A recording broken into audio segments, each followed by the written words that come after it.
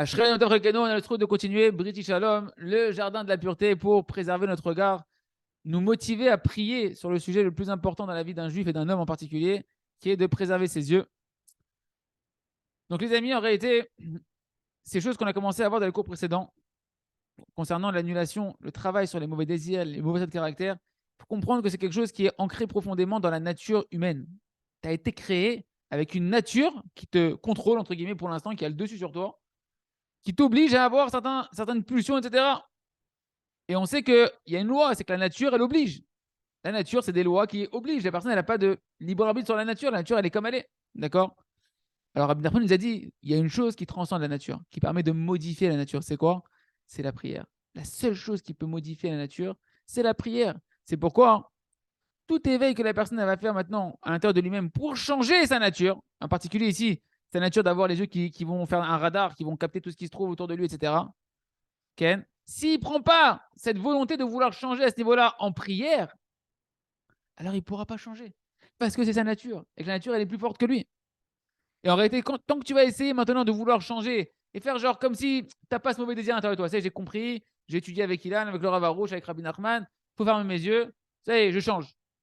Ouais, si tu fais ça comme ça, alors que c'est ta nature pour l'instant, et que tu n'as pas utilisé la prière pour changer ta nature, eh ben, mamage, tu es en train de te mentir à toi-même parce que tu n'en es pas là.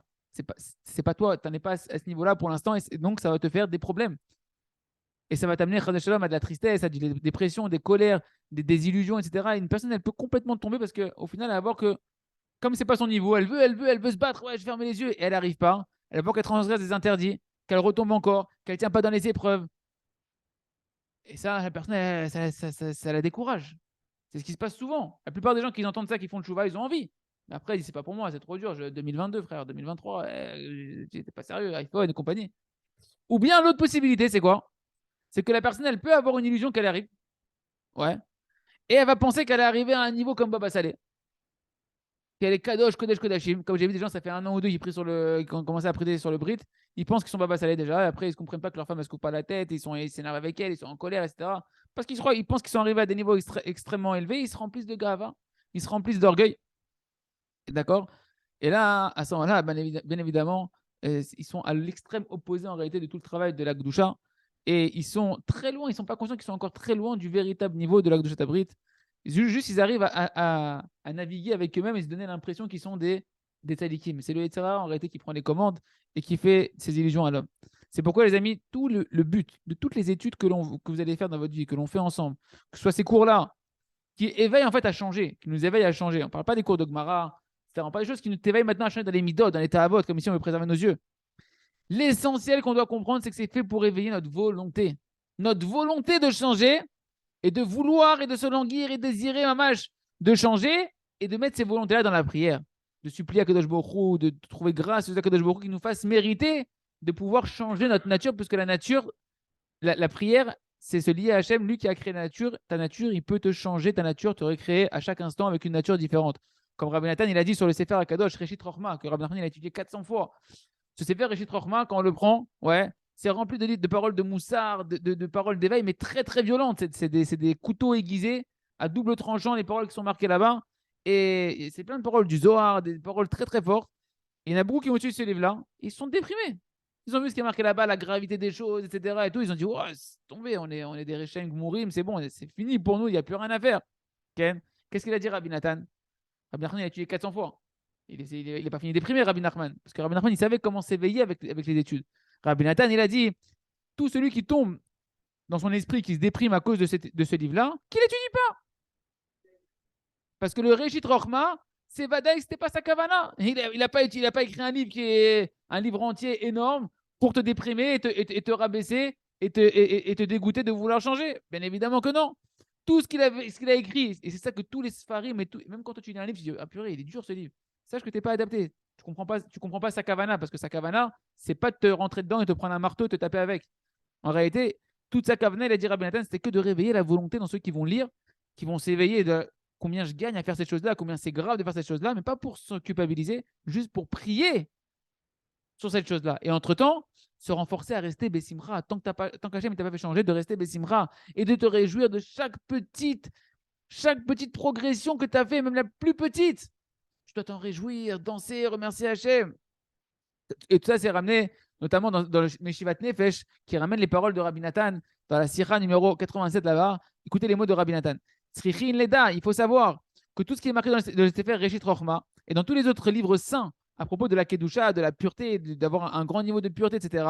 Et où là-bas, c'est marqué également aussi la gravité de chaque petite faute de rien du tout. Que tu dis, attends, j'ai pas fait exprès, c'est rien, ouais, ça va, faut pas exagérer. Et là-bas, c'est marqué que c'est grave, que c'est terrible ce que tu fais là-bas, etc. Il dit, Rabbi Nathan ne croit pas que la kavana, que c'est pour t'éloigner du service d'Hachem. Il n'a pas fait ça pour te décourager. Tu dis, ah, c'est pas pour moi, je ferme le livre. C'est bon. Non, c'est pas ça. Il voulait pas te décourager, t'affaiblir, de Shalom. Sa kavana, elle était que pour le bien, au Reshit Rochma et à tous ceux qui écrivent ces sifarim comme ça. Uniquement pour te rapprocher de Kadosh Baruch Hu et te mettre en garde. Que toi, tu es un Ben Israël, que tu dois être Kadosh, que tu dois être pur, que tu dois être saint et t'éloigner à filou même d'un petit, même d'une once de saleté, de souillure, d'impureté, c'est pas, ça n'a rien à voir avec toi, tu dois t'en éloigner. Parce que comme ça, véritablement, par rapport à la racine de ton âme qui est sainte, tu dois être. Mais malgré tout, même celui qui a trébuché et qui a endommagé, que Dieu nous en préserve, eh ben, lui aussi, il doit accomplir la parole de nos sages, ne sois pas un grand fauteur. C'est-à-dire, tu as fauté, ne deviens pas ne continue pas à fauter beaucoup. Parce que sans faire exprès, tu as tombé une fois, alors c'est bon, alors tout est permis, la porte est ouverte, on peut cesser dégringoler, de shalom. Ken. Comme c'est marqué, celui qui a mangé quoi? Il a mangé de l'ail, il a une mauvaise haleine, il va remanger de l'ail encore plus, il va remanger de l'ail encore plus. Tu sais que tu as la bouche qui est sale maintenant, va te laver les dents, ne remange pas encore de l'ail. Ken. Et badaï, il dit Rabbi Nathan, c'est sûr qu'en réalité, les paroles, elles sont là pour nous vitaliser, pour nous renforcer chacun. Et à chaque instant, peu importe le niveau dans lequel tu es, tu dois te renforcer et faire attention de ne pas recevoir les livres de Moussard, les livres de moralité ou de crainte du ciel, dans une mauvaise morale et une mauvaise crainte du ciel. C'est une mise en garde. Que tu utilises des livres qui te font changer, attention, de ne pas interpréter les choses comme le Yitzhara veut te faire comprendre, de t'éloigner. Si tu vois que tu es en train de t'éloigner avec ce que tu étudies, c'est que tu ne sais pas comment prendre la chose et que pour l'instant, le Yitzhara, il canalise ton étude dans le mal. Donc arrête cette étude-là ou bien fais un travail pour la réétudier d'une meilleure manière. Parce qu'au contraire, tu dois faire attention que la Yirat Hashem que tu es en train d'étudier soit une Yirat Hashem qui te remplit de vie, qui te vitalise de vouloir te rapprocher de Kadosh Baruch Hu. Le curseur, c'est est-ce que ça m'éloigne d'Hachem? Est-ce que ça me rapproche d'Hachem? Toi, tu dois sentir à chaque fois que ça te rapproche encore plus de Kadosh Baruch Hu et que par la crainte et le moussard, eh ben, tu n'es pas en train de t'éloigner d'Hachem Itbarach de Shalom. Au contraire, le fait même que tu dis la crainte d'Akadosh Baruch Hu, tu dois te renforcer, d'accomplir les paroles de nos sages avec ça, et non pas t'affaiblir. Hein, et donc avoir foi dans les paroles de nos sages, que la bonté d'Akadosh Baruch Hu, sa miséricorde, son amour pour nous, il est infini. Il n'y a rien qui peut endommager l'amour d'Hachem pour nous. Et donc chacun doit se renforcer, nous dit Rabbi Nathan, de faire à chaque fois un nouveau départ et de ne pas se décourager de ce qu'il étudie en s'affolant et en marchant dans le sens contraire, de Shalom. Non. Fin de citation de Rabbi Nathan. Donc de prendre conscience quand on va étudier ce livre-là. La conséquence pratique, c'est qu'on est en train d'étudier British Shalom. Vous allez voir des fois des paroles qui peuvent être dures, des paroles qui peuvent être un peu wow, c'est violent maintenant que je sais ça, etc. C'est pas fait pour te faire peur et te faire reculer. C'est fait juste pour t'éveiller à vouloir aller dans cette direction-là et prier sur le sujet et entre-temps, rester Bessimcha. Donc c'est pour ça, il y a un quart d'heure de prière par jour, une demi-heure par jour sur le sujet et tout le reste du temps, vous restez Bessimcha et faites de nouveaux départs.